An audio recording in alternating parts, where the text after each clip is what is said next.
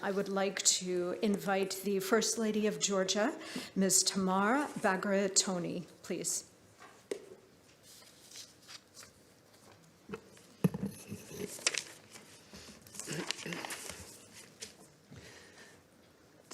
Distinguished First Ladies, honorable პირველ რიგში მსურს გულითადი მადლიერება გამოვხატო ჩვენი მასპინძლის, ქალბატონ მელანია ტრამპის მიმართ.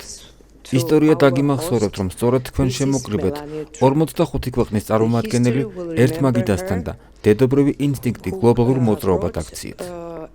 მე წარმოვადგენ ერს, რომლის ისტორია 300 წლეულზე მეტს ითვლის. საქართველოს საუკუნეების წინათ მართავდა თამარ მეფე, პირველი ქალი მონარქი, რომელიც მეფედ იწოდებოდა. მას მტკიცედ სწამდა, რომ მმართველი სიდია და იმით იზომება, თუ როგორ იცავს იგი მათ, ვინც ყველაზე მეტად საჭიროებს მფარველობას. ჩემთვის, როგორც პირველი ლედისთვის, მისი სახელის სტარება და ბაგრატიანთა სამეფო დინასტიის მემკვიდრეობის წარმომადგენლობა ერთდროულად უდიდესი პრივილეგია და პასუხისმგებლობაა. დღეს ჩვენ ერთი საერთო პასუხისმგებლობა გვაერთიანებს. ჩვენი შვილების კეთილდღეობა და მათი მომავალი. როგორც პირველი ლედი, მე მთელი გულით ვემსახურებია მისიას და უპირველეს ყოვლისა მოგმართავთ როგორც 4 შვილის დედა. ადამიანი, რომელსაც კარგად ესმის და განიცდის ბავშვის კეთილდღეობაზე ზრუნვის უწყვეტ პასუხისმგებლობას. ყველა მშობლისთვის ნაცნობია ეს ჩუმი დაძაბულობა, რომელსაც გულით ვატარებთ.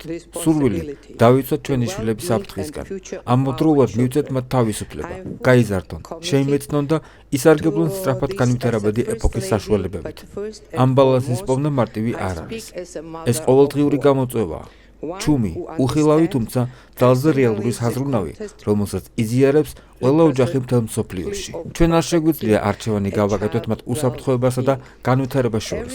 ჩვენი ვალია ორივე მათგანი უზრუნველყოთ.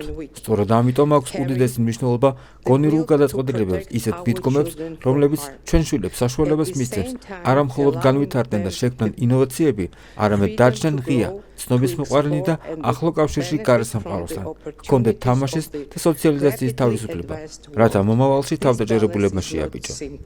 საქართველოს მნიშვნელოვან ნაბიჯებს დგამს ყოვლისმომცველი ციფრული ტრანსფორმაციის გზაზე. ჩვენი ეროვნული მიდგომა შუაგზის პრინციპს ეფუძნება. ეს არის ჩარჩო, რომელიც მიზნად ისახავს ტექნოლოგიური ინოვაციების დაბალანსებას ადამიანის ღირსების, ფუნდამენტური უფლებების და უპირველეს ყოვლისა ბავშვთა უსაფრთხოების დაცვასთან. Thank you, madam, and thanks to all of you.